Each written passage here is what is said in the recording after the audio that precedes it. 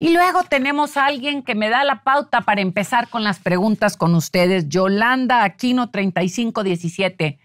Soy licenciada en Derecho y estoy totalmente con Tatiana que haya 100 plurinominales con el fin de que no se repita lo que pasaba con el PRIAN. Es importante dejar esto. Hay una propuesta para modificación de la ley electoral que habla de disminuir en 100 a los legisladores. Al día de hoy tenemos 500 y se dice que quedar en 400. ¿Cómo? Unos proponen quitando pluris, otros dicen 50-50, otros dicen ninguno. Y eso es lo que está en la mesa para discutir. A partir de ahí, hablemos un poco de las propuestas que están en la mesa, las propuestas electorales y que llevaron a una marcha el domingo en la cual muchos ciudadanos participaron a lo largo y a lo ancho del país porque querían protestar por la falta de libertades y democracia. Algo importante señalar aquí, desde la perspectiva personal, es la convocatoria a la marcha se hace desde una perspectiva equivocada. Primero, mis respetos a quienes acudieron de forma libre a esta marcha y parte de lo que criticamos es, dicen, están acabando con la democracia y con el INE. ¿Qué piensas de todo esto tú, Hernán? Cuéntanos desde tu perspectiva. Pues lo primero que a mí me llamó la atención es primero, como tú dices, creo que el derecho a manifestarse es sagrado, qué bueno que se ejerza, qué bueno que los opositores salgan a expresar su descontento, pero yo sí sentí que no tenían un discurso muy claro, que no han sido capaces de articular un discurso más o menos congruente y compartido por todos. Yo lo empecé a ver desde aquel famoso desplegado que sacaron en los diarios, más o menos una semana antes de la marcha, argumentando que el voto no es libre. Ese es como el principal mensaje que han tratado de articular, porque lo repiten una y otra vez en su desplegado. Si tal cosa sucede, el voto no es libre. Si tal cosa sucede, el voto no es libre. Pero todas son hipótesis. O sea, si tal cosa... Pero a ver, partiendo de los hechos. Sí y solo sí. Ajá, o sea,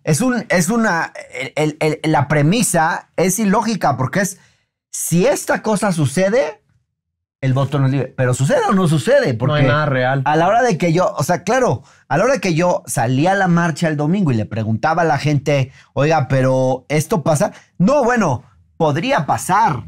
Todas las cosas pero pasa podrían o no pasa. pasar. Porque entonces lo que eso muestra es que es miedo a que pasen ciertas cosas, pero no es que estén pasando. O sea, en general, lo que mueve a esta gente es mucho más el temor a que algo hipotético pueda ocurrir en algún momento. Y yo cuando les decía, oiga, ¿usted cree que el voto no es libre? No, el voto sí es libre. Bueno, ¿y entonces por qué ustedes dicen que el voto no es libre? No, nosotros no decimos eso. Claro que sí, ustedes lo dicen, aquí está. Y les enseñaba el despliegue y les decía, aquí está, el voto no es libre, el voto no es libre, el voto no es libre. Me está sacando de contexto. Me quiere sacar de contexto. Yo, no, o sea, aquí está lo que ustedes están diciendo. Una vez más, recalco que qué padre que la gente va y expresa con libertad lo que piensa, lo que quiere y marcha. Lo que me parece equivocado, y aquí a ver qué piensas tú, Sid, es la parte o la falacia con la que participó. ¿Quién fue el orador único? El orador único fue ni más ni menos que Lorenzo Córdoba, quien fue presidente del INE y que parecería que dice que la democracia se acaba en el momento que él sale del INE. Sin embargo, me llamó la atención y voy a poner un video que le hacen una entrevista ahí a Lorenzo unos minutos antes cuando ya iba a subir al templete, en donde le preguntan si hay democracia o no. Escuchemos.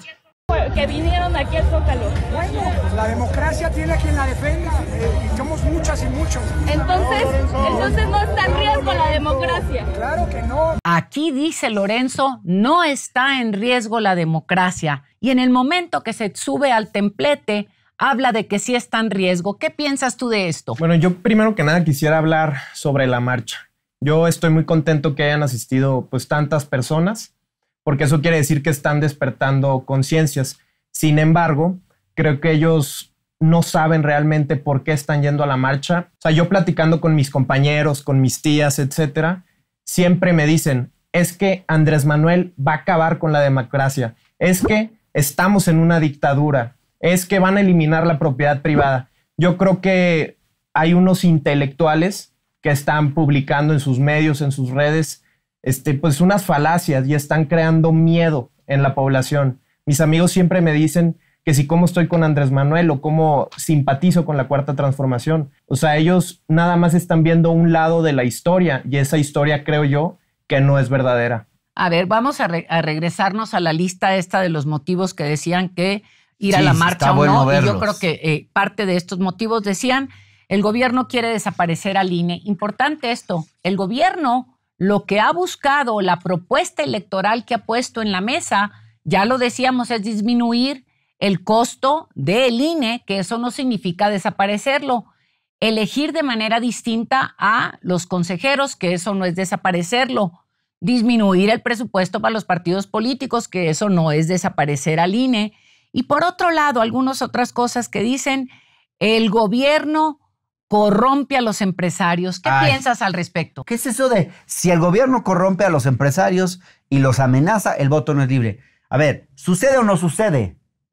O sea, juéguensela y digan si sucede o no sucede. Que lo afirmen. Para luego afirmar que el voto no es libre. Y luego expliquen cuál es la conexión lógica entre una idea y la otra. Porque ¿qué tiene que ver si hubiera corrupción a los empresarios, suponiendo además que solo es de un lado, Ajá. Porque esta gente actúa como que pobres empresarios perditas en dulce, que el gobierno llega y los corrompe, ¿no? Me parece una cosa ridícula, como si la corrupción no fuera de dos. Pero bueno, dejando al lado esa idea absurda, ¿qué tiene que ver eso con que el voto sea o no libre? Y luego dicen, si el gobierno amenaza a la prensa y no hay libertad de ¿qué dicen? La libertad de expresión. No, el voto no es libre. Yo no he visto que a los medios los censuren o los amenacen. Deja dos cosas que yo creo que honestamente. Que algo pasa interesante aquí cuando estamos hablando de libertad de expresión.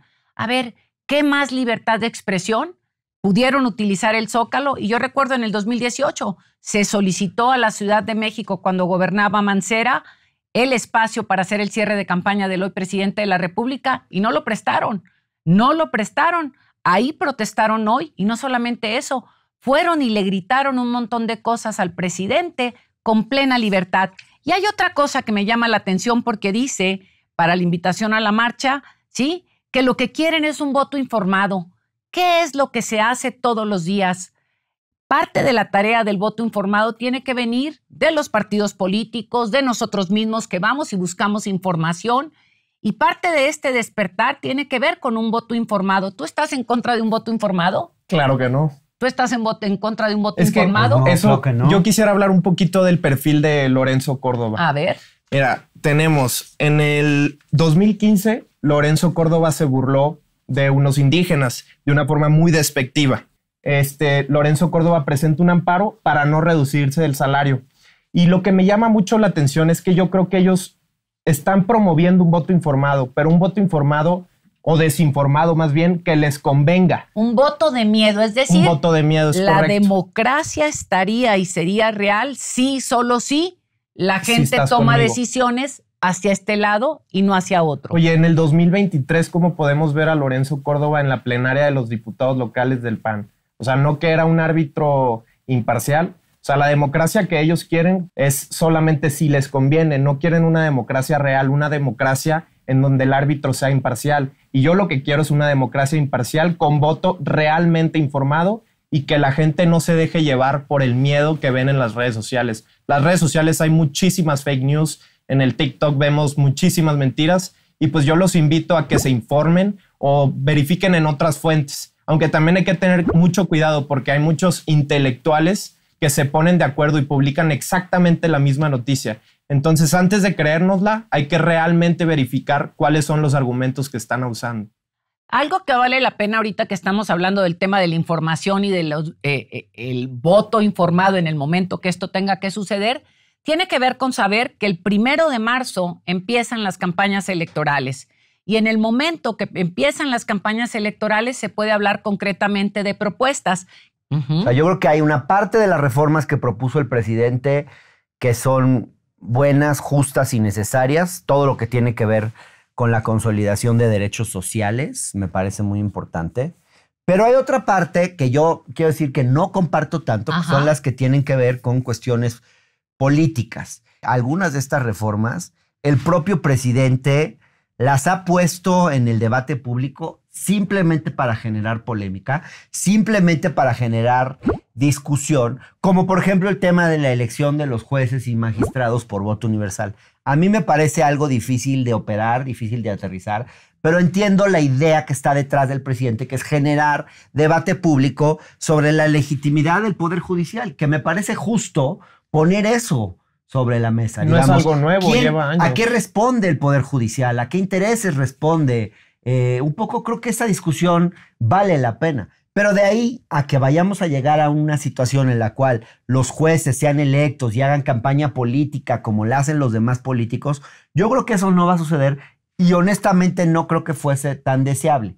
Y me parece que mucha gente se ha asustado con ese discurso pensando que esas cosas van a pasar. Yo honestamente pienso que esa no es necesariamente la agenda de la doctora Claudia Sheinbaum, que trae otros temas prioritarios y que esto es simplemente para generar discusión al calor de la campaña electoral y también porque el propio presidente quiere que haya esa polémica y quiere que sus opositores pues también salgan a la plaza y se manifiesten, porque eso en el fondo muestra que tenemos una democracia viva y que hay debate público y al calor de la campaña electoral, pues creo que de alguna forma eso sirve. Algo que se vuelve importante es esto, dices, a debatir. Creo que la parte más importante y que tiene que ver con la parte de la información y que la ciudadanía se informe cotidianamente, tenga elementos y que las propuestas se discutan para que muchas de estas propuestas que son constitucionales puedan pasar, se requeriría las 2/3 partes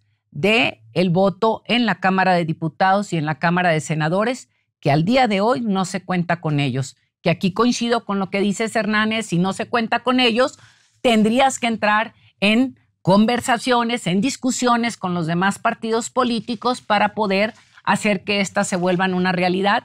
Y ahí es donde hablamos del voto informado. Por eso el despliegue para poder que la gente tenga información de qué tratan estas iniciativas, qué es lo que se quiere, qué es lo que no se quiere, que tú participes, que tú digas sí, no, que tú le digas a los legisladores, oye, sí quisiera que la votaras a favor, no quisiera que la votaras a favor, o quienes ya son legisladores la discutan y les muevan los puntos y las comas para llevarlas a una praxis en donde se puedan votar en favor de una mayoría de 2/3 partes que al día de hoy no se cuentan con ellas. Y voy a dar un paso, sí. No, y nada más quería hacer una acotación. Yo creo que hay temas, por ejemplo, que también tendrían que entrar en esa discusión. Por ejemplo, a la hora de discutir poder judicial, yo siento que es muy importante hablar del poder judicial local. Totalmente. Porque ese es el que no toca las iniciativas, hasta ahora no lo han tocado.